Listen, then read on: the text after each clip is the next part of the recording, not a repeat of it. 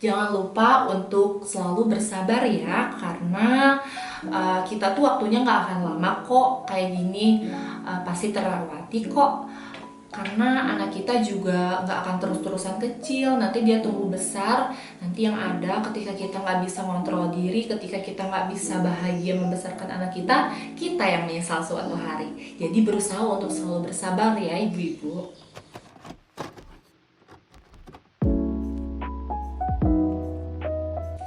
Hai, ketemu lagi sama aku Adeliani Abidin di channel YouTube aku pastinya.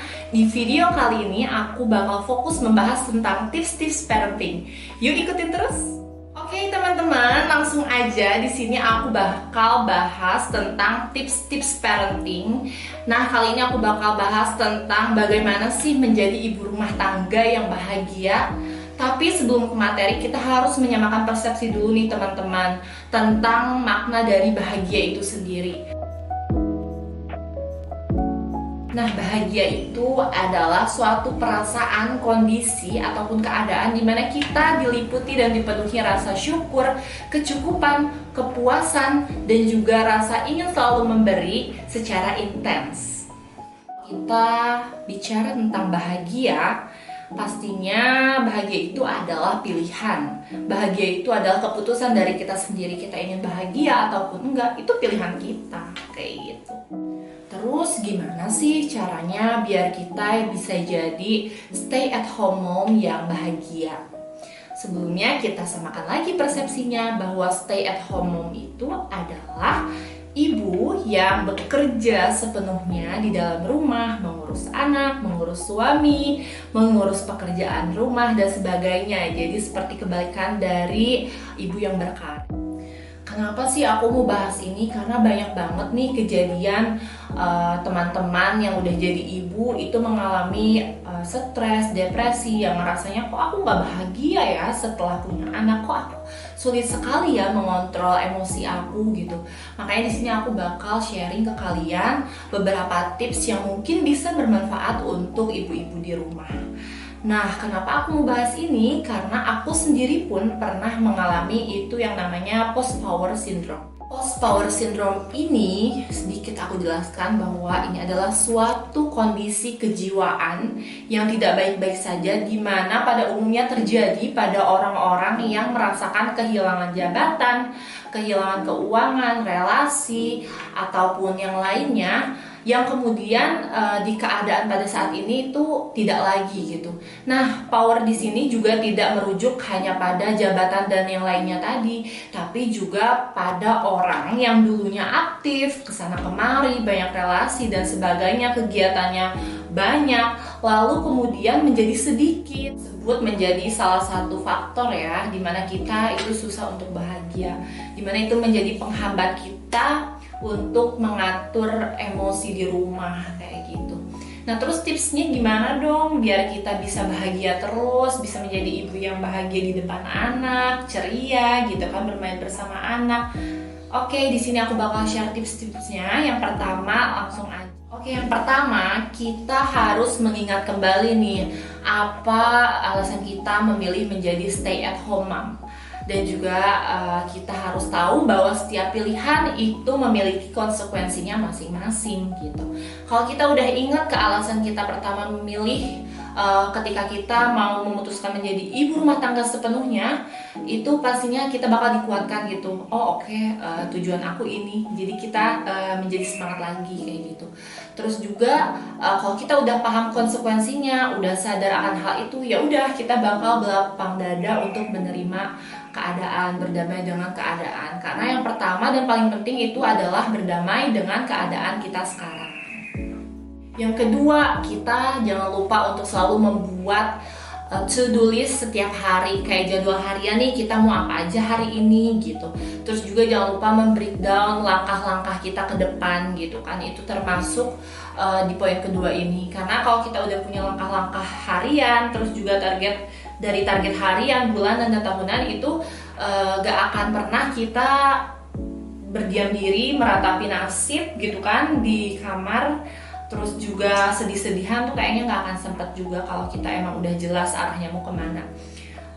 breakdown langkah tuh apa aja. Kita bisa menyalurkan hobi, ataupun kita bisa memiliki rencana membuka bisnis dan sebagainya gitu. Untuk rencana harian nih, misal hari ini kita mau apa, misal mau masak, jam segini mau benar-benar ini, jam segini harus fokus main sama anak, jam segini kita harus nyiapin bekal suami, terus kita mulai namanya self improvement, kayak kita nonton video-video di YouTube, atau juga kita mengikuti workshop untuk mengembangkan kemampuan kita, terus menyalurkan hobi kita kayak ke musik dan sebagainya, kayak gitu.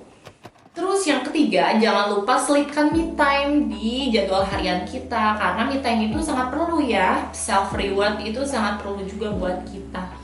Nah, misalkan nih udah banyak kesibukan kita, udah di list sehari ini, jangan lupa selipkan si me time ini, entah dengan luluran di kamar mandi, atau dengan menonton film, drakor boleh, gak ada yang salah, cuman pilih genre-genre yang mungkin gak membawa kita semakin sedih gitu kan. Atau juga bisa kita dengerin musik, atau bisa juga kita menyicipi kuliner ini dan itu. Gak apa-apa selagi itu bisa membuat kita bahagia dan ada di batasan yang normal gitu. Kalau aku sendiri misal nih sukanya kulineran, ya udah aku go food makanan, atau enggak nanti aku masak sendiri tuh seblak misalkan kan, yang disukai sama kebayangan cewek, terus kita makan sendiri tuh kepuasannya beda loh teman-teman gitu. Dan itu bener-bener ningkatin mood, kayak langsung gitu kan, kayak enak banget. 4, kita harus bisa mengenali apa aja nih yang memicu emosi-emosi kita gitu, dan bagaimana cara mengatasinya, menyelesaikan semua energi negatif yang ada di tubuh kita. Nah, untuk poin ini aku bakal bahas di video part 2 ya selanjutnya, jadi jangan lupa ikutin terus. Yang kelima, jangan lupa nih ibu-ibu di rumah refreshing lahir dan batin apa aja. Dari mulai makan makanan yang sehat, terus juga berolahraga, itu bisa banget loh meningkatkan mood. Dari yang tadinya sedih tuh kita bisa kayak happy aja gitu. Kayak aku nih, kalau misalkan aku mulai bosen di rumah, kayak gini-gini aja, ya udah aku bawa tuh anak aku jalan-jalan sore gitu kan.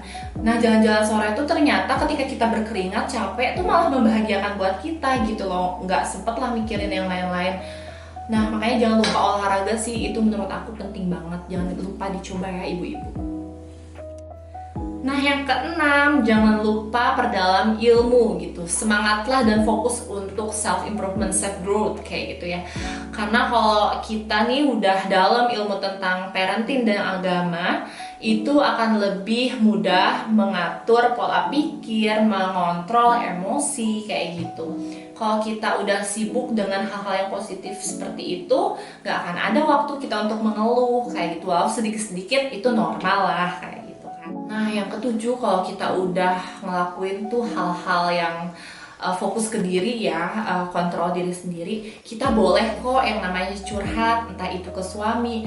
Tapi kalau suaminya nggak bisa diajak cerita gimana? Kita bisa kok sharing ke teman-teman yang udah punya anak juga gitu. Kayak mom support mom kayak gitu kan tuh lebih enak ya, dimana kita memiliki rasa yang sepenanggungan gitu kan. Terus kalau kita sharing sesama ibu itu rasanya, oh ya sama kok anak aku juga kayak gitu, oh iya sama kok anak dia kayak gitu, jadi ini wajar. Jadi kita merasa lebih gampang gitu loh, maksudnya merasa lebih ini tuh mudah loh gitu. Jadi kita bisa sharing-sharing aja ke sesama ibu yang udah berpengalaman. Jangan lupa pas sharing sesama ibu itu, inget kita nggak boleh mem-shaming gitu ya. Karena kalau ibu-ibu sekarang nih, terutama ibu-ibu yang sering aku ketemuin, dia tuh kayak, kamu kok ngedidik anak kamu kayak gini, atau kamu kok kayak gini, kamu kok kayak gitu, kayak ngejudge gitu loh, gampang sekali untuk ngejudge ibu. Padahal itu kan sangat mempengaruhi mentalnya ya, apalagi ketika keadaannya itu sedang tidak baik-baik saja. Jadi kita pun harus selalu memperbaiki diri, selalu introspeksi untuk tidak mudah menjudge seseorang kayak gitu, terutama ibu dengan ibu. Poin yang ke-8 ini yang juga gak kalah penting, kalau kita gak boleh membandingkan diri kita dengan orang lain. Itu dalam segala aspek sih, apalagi dalam hal menjadi ibu dan istri gitu, karena itu bisa menurunkan rasa syukur, bisa juga membuat kita mengeluh, terpuruk gitu, akan semakin terpuruk malah kalau kita membanding-bandingkan kehidupan orang lain di media sosial ya, apalagi dengan kehidupan kita. Padahal sejatinya kehidupan di media sosial itu hanya beberapa menit atau beberapa detik bahkan gitu. Terus kita menilai begitu aja hidup mereka kayak sempurna dan sebagainya. Padahal kita belum tahu loh kalau ibu yang update mungkin di instastory-nya, wah anaknya pinter, anaknya nggak suka tantrum ya, terus anaknya gampang ya makannya. Kita nggak tahu loh setelah itu terus anaknya tantrum, atau kita nggak tahu anaknya setelah itu susah makan, gak mau makan, atau anaknya ya susah dibilangin kayak gitu. Itu kan hanya cuplikan ya istilahnya. Tentunya itu nggak bisa menggambarkan keseluruhan hidupnya, keseluruhan kesehariannya. Jadi jangan pernah membanding-bandingkan kondisi kita dengan kondisi orang lain. Bersyukurlah dengan apa yang menjadi keadaan kita saat ini dan juga posisi kita saat ini. Nah teman-teman, itu tadi yang bisa aku bahas dan sharing ke kalian. Semoga bermanfaat buat kalian semua yang nonton ini. Jangan lupa di share, like, comment, and subscribe ya video aku. Terima kasih udah nonton. Sampai jumpa di lain waktu.